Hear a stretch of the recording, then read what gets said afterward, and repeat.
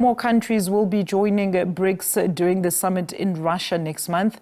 Russia's ambassador to South Africa says his country is ready to host the BRICS Summit, and the issue of current global challenges will dominate that particular summit. SABC News international editor Sophie Mokoena spoke to Ambassador Ilya Rogachev. Russia will be hosting the BRICS Summit. In terms of state of readiness, is Russia ready for this important gathering? Well, yes, as far as I know. Kazan is the city that hosted a number of big-scale events. So the city of Kazan and other organizations that are providing different elements in the organization of summit, they are pretty well experienced in this matter. And we have all reasons to believe that it will be a success from this organizational point of view.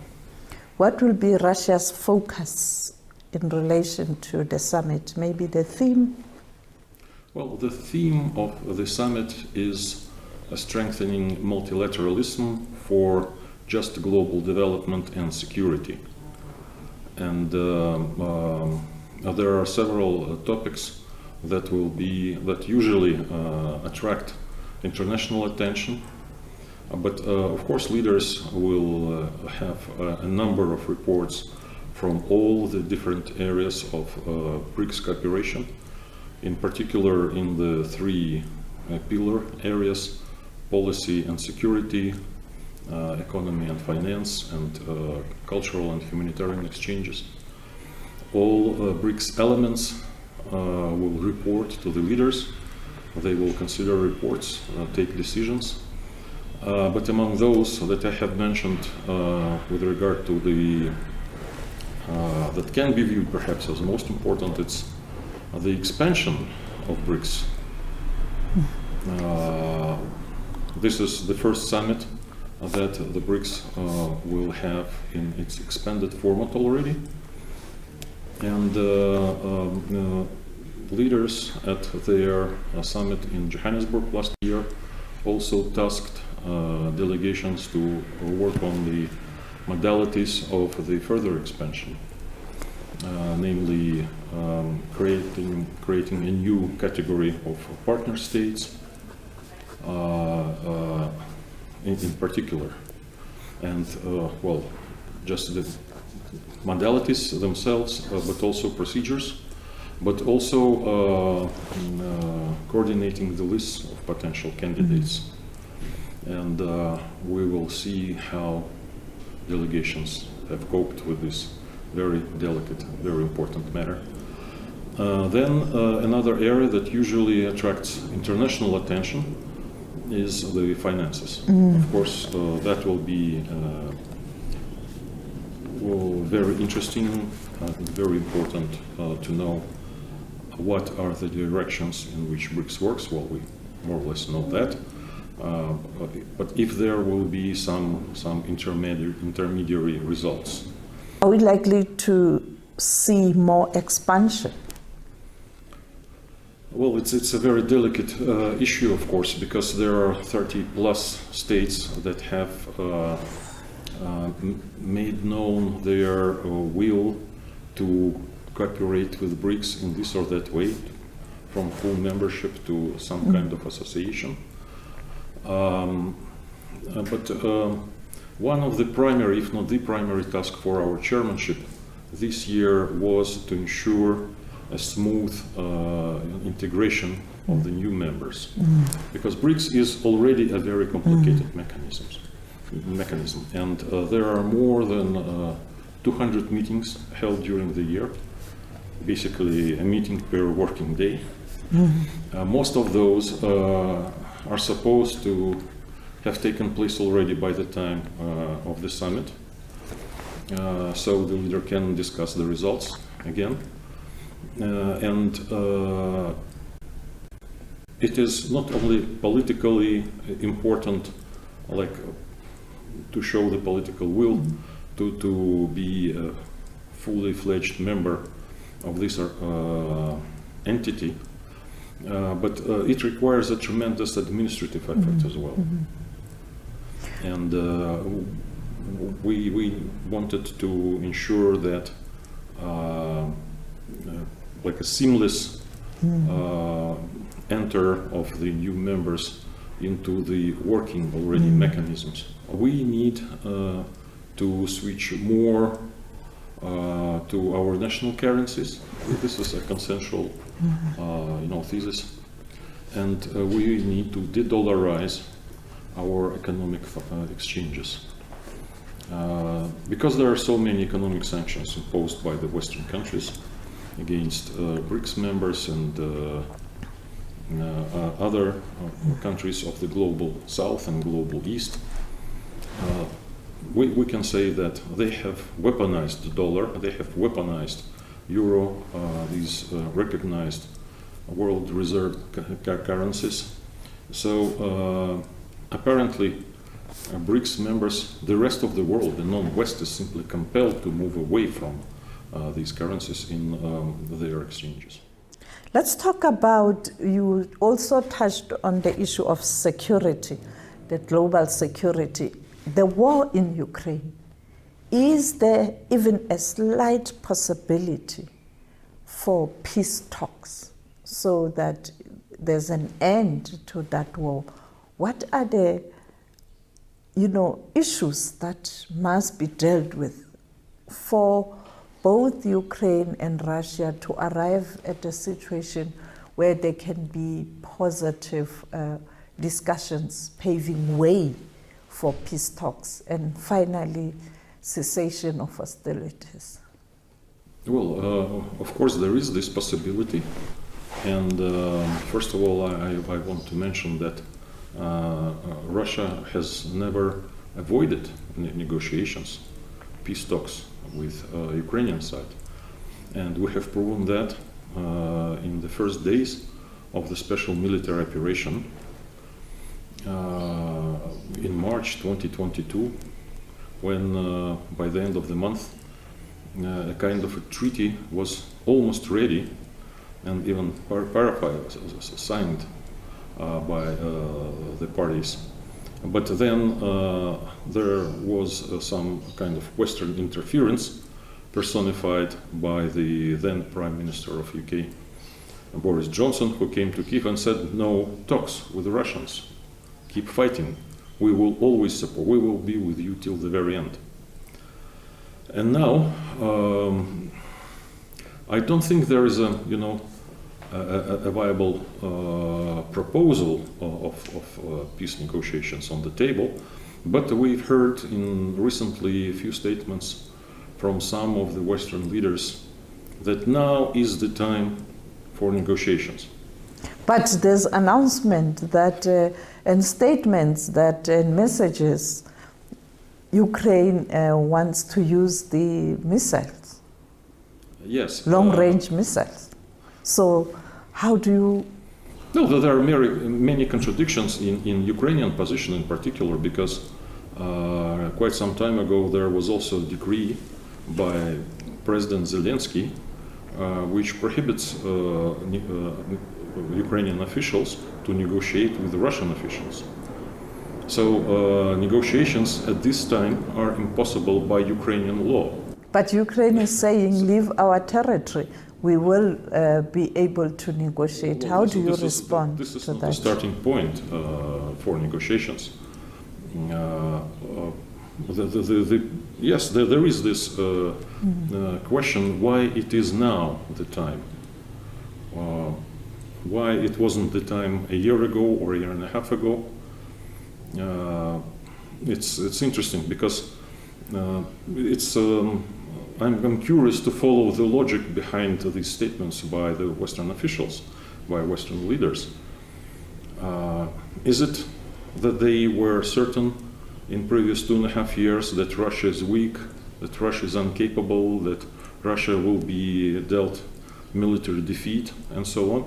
And now is the time when they have seen that it is not the case? And I think that to all military and even non-military experts, it is clear that Ukraine is losing. So it's a complicated situation, and all the attempts, to strengthen somehow negotiating positions by Ukraine and so on, it's to me are mostly irrelevant. The issues that are supposed to be discussed and that have not been on the table so far, except for our direct talks with Ukrainians in March 2022, are the reasons, are the core reasons, so to speak, of this conflict. And it is the situation with the human rights of the Russian-speaking minority in Ukraine. It is whether our strategic security interests will be taken into consideration, after all, by the West, beginning with the very simple thing, NATO expansion, but with other issues as well, because the West has dismantled basically the disarmament system and arms control system. So when future negotiators on the other side will be ready to tackle these issues, I think then it will be time. Let's look at Russia and Africa, particularly the Sahel region. Russia is expanding in terms of activities, but of concern is the issue of security. Today we saw what happened in Mali. In terms of the role of Russia on the continent, how do you respond to your critics that it's not an honest intention, it's all about resources? And who are the critics? If Russia cannot be trusted on the continent, as I've been told several times lately, who can? I mean, we are only in those countries who have invited us. Those governments who are in need of certain results stemming from cooperation with Russia, they benefit from it. Those who do not need it, we are not there. So I think that in many areas, African leaders, states, and peoples actually appreciate Russian participation in the life on the African continent, and we often play this stabilizing, balancing role in terms of security, military, counter-terrorist security, but also food security and energy security. The relationship with countries such as the United States of America, is there a possibility to improve the relationship? Because Russia is quite an important country globally, the same with the Americans. And when you have this tension, smaller countries have no say and they're watching, and there are talks of Third World War and all of that, which is something that's, I don't think it's possible. But the reality is that global peace is threatened when the big powers are engaged in a tense standoff. Well, the main feature of the current situation and this tension between Russia and the West, I think it is pretty understandable that it is caused by the desire for world dominance by the West, by the United States, by Anglo-Saxon world in particular. So they are not going to relinquish this influence that they have enjoyed for almost 500 years so easily. This is why this kind of desperation with which they are arming Ukraine, trying to harm Russia, to inflict Russia strategic defeat and so on. These are their stated goals in Ukraine.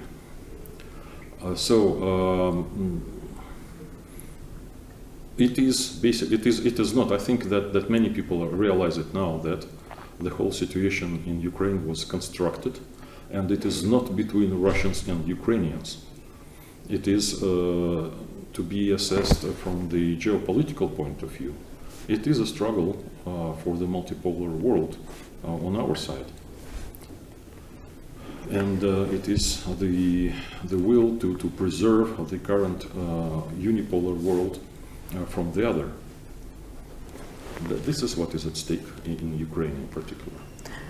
How will you describe the relationship between South Africa and Russia in terms of trade volumes as well, but politically also? Well, politically, our relationship is based on the very solid foundation of bilateral treaties that were concluded in these 30 years after the first free election in South Africa. And according to these documents, not only were friends, but were strategic partners. And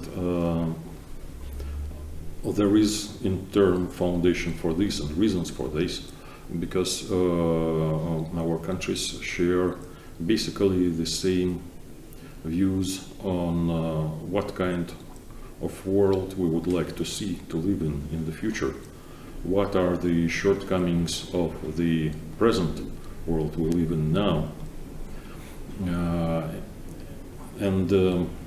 Stemming from these big theses, we can develop our bilateral relationship. You rightfully have mentioned the trade volume. I think that it is historically so that our economic relationship do not correspond, in fact, to the level of political relations. But the potential is there. We can do much better, we know that. Russia, want to be friends and partners with all African states. We want to develop, strengthen, and expand and deepen our economic ties with all countries. Let's do business together. That is mutually beneficial.